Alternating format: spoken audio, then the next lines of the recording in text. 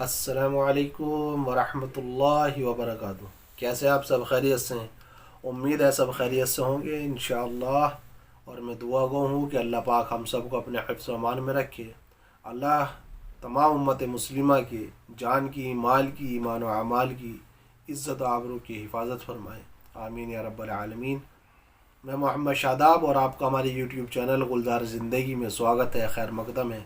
آج پھر ہم آپ کے سامنے ایک ویڈیو کے ساتھ میں حاضر ہوئے ہیں، تو یہ ویڈیو آپ کے لیے بہت زیادہ فائدہ مند ہوگی انشاءاللہ، بشرط یہ کہ آپ اس کو دھیان کے ساتھ میں دیکھیں اور جو بات بتائی جا رہی ہے اس کو سنیں، اور اگر بات سمجھ میں آتی ہے، اچھی لگتی ہے تو ویڈیو کو شیئر کیا کریں۔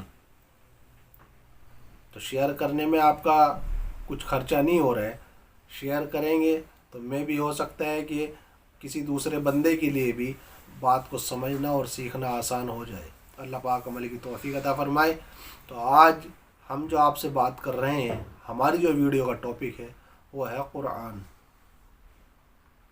گزشتہ ویڈیو کے اندر ہم نے آپ کو بات بتائی تھی نماز کے باطن کی، تو نماز کا باطن قرآن کے ساتھ جڑا ہوا ہے۔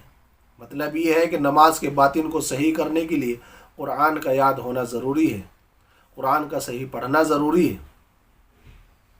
تو آج تھوڑی سی روشنی اسی کے اوپر ڈال دیتا ہوں۔ اللہ پاک مجھے بھی عمل کی توفیق عطا فرمائے اور ہم سب کو عمل کی توفیق عطا فرمائے۔ تو قرآن جو ہے وہ اللہ کی کتاب ہے جو اللہ پاک نے نازل کی ہے جناب رسول اللہ صلی اللہ علیہ وسلم کے اوپر۔ تو ہمیں بتا دیا گیا ہے، تو اگر اس کتاب کو یعنی کہ کلام اللہ شریف کو، قرآن مجید کو، کلام پاک کو اگر ہم نے سیکھ لیا، یاد کر لیا اور اس کی تلاوت کا معمول ہم نے بنا لیا تو دنیا کے اندر بھی فائدہ ہے اور آخرت کے اندر بھی فائدہ ہے۔ اب آپ یہ مت سمجھنا کہ یہ میں کیا باتیں لے کر کے بیٹھ گیا ہوں، یہ تو ہمیں پتہ ہے، یہ تو ہمیں پتہ ہے، یہ کیا بات آپ لے کے بیٹھ گئے قرآن کی، نماز کی، یہ وہ یہ کیا ہے، یہ تو ہمیں پتہ ہے۔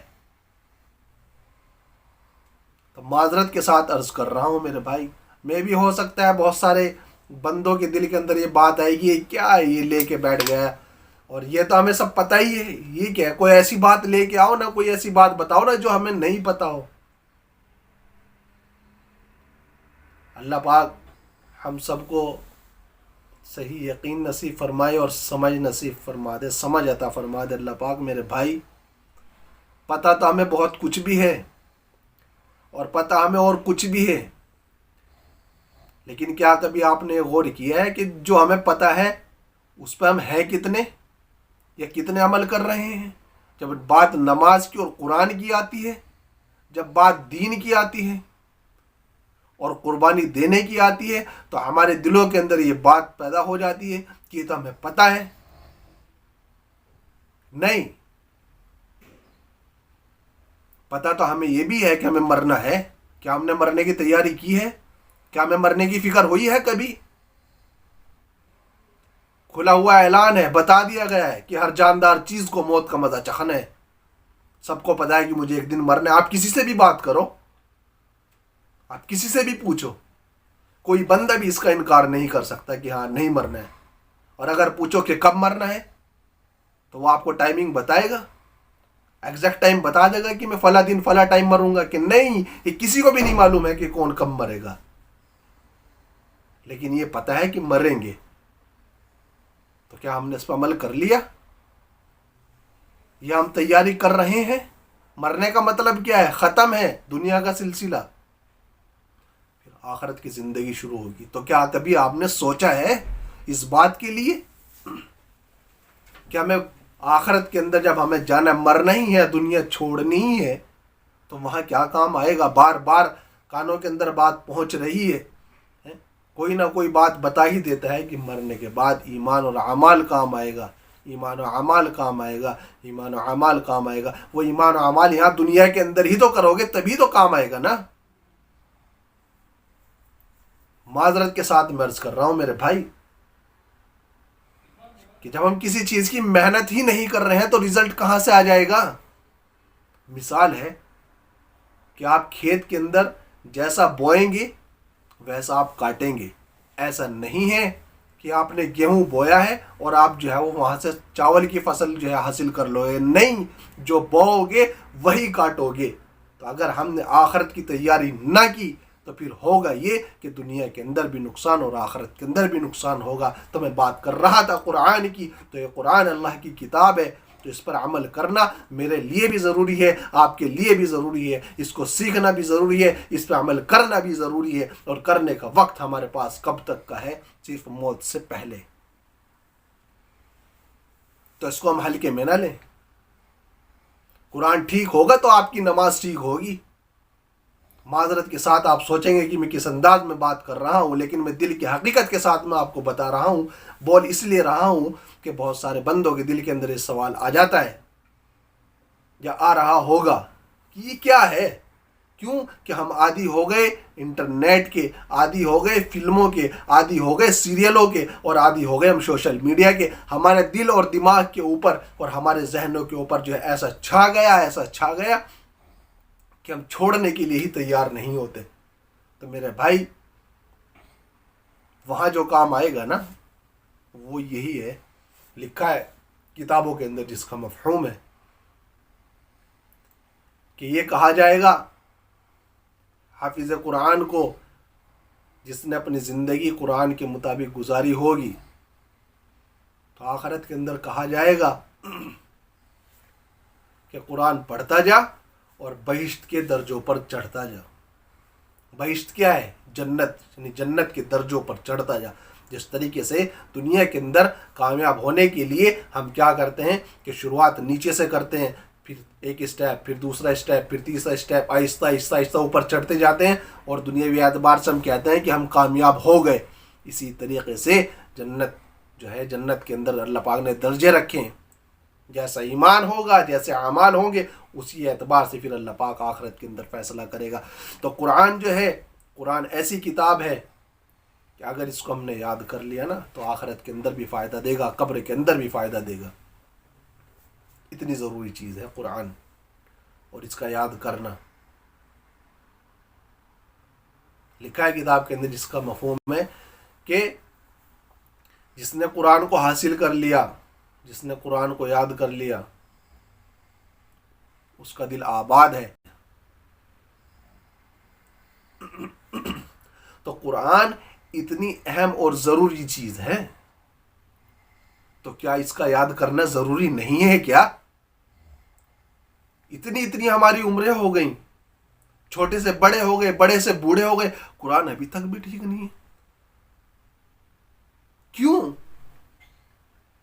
ہم کرنا ہی نہیں چاہ رہے، اور بہانہ اور ہیلا ہمارے پاس میں ہے کہ اب تو ہوتا ہی نہیں، ہم کیا کریں؟ ہوتا نہیں. کیسے آپ نے یہ سوچ لیا ہوتا نہیں ہے؟ آپ نے اپنے دماغ کو سیٹ کر لیا کہ ہوتا نہیں ہے. آپ کے ہاتھ میں جو اینڈرائڈ موبائل ہے، جس میں آپ یہ ویڈیو دیکھ رہے ہیں یا جس کے اندر آپ جو ہے وہ انٹرنیٹ یوز کر رہے ہیں، یہ پورا کا پورا تو انگلش میں ہے نا. تو آپ پہ تو انگلش آتی نہیں تھی، آپ پہ تو ہندی آتی نہیں تھی، آپ اسکول گئے ہی نہیں تھے، تو آپ موبائل کو کیسے چلا لیتے ہیں؟ کیا آپ نے موبائل چلانا نہیں سیکھا ہے؟ کتنے سارے ایسے بندے مثال کے طور پہ ہمارے سامنے موجود ہیں کہ اسکول کے اندر گئے نہیں، لیکن ان کے ہاتھ میں اگر موبائل دے دیا جائے تو موبائل کی ایسی ایسی سیٹنگز آپ کو کر کے دے دیں گے کہ جو پڑھا لکھا انسان ہے وہ دیکھتا رہ جاتا ہے بعض اوقات. یہ کیا ہے؟ تو اب آپ اس کو کیا کہیں گے؟ اس کا کیا مطلب ہوا؟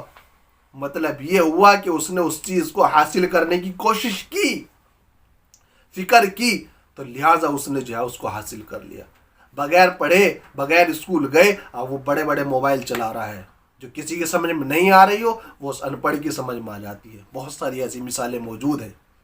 معذرت کے ساتھ عرض کر رہا ہوں میرے بھائی، اس لیے ہم اپنے ذہنوں کے اندر سے اس بات کو نکال دیں کہ ہمارے سے ہو نہیں رہا ہے، پہلی بات. اور دوسری بات یہ کہ ہم کرنا نہیں چاہ رہے ہیں. اپنا آپ کو اس موبائل سے ذرا باہر نکالو، اپنا آپ کو اس انٹرنیٹ سے تھوڑا سا باہر نکالو، اپنا آپ کو وقت دو اور پھر بیٹھ کے سوچو،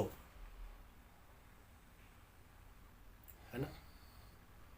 تو میں بات بتا رہا تھا کہ حافظ قرآن کو کہا جائے گا کہ قرآن پڑھتا جا اور بہشت کے درجوں پر چڑھتا جا، بس تیرا آخری مرتبہ وہی ہوگا جو تیری آخری آیت ہوگی، کتاب کے اندر لکھا ہے، اس کا مفہوم ہے، ٹھیک ہے، حدیث بیان نہیں کر رہا ہوں، ہے نا، کتاب کے اندر حدیث لکھی ہوئی ہے الحمدللہ،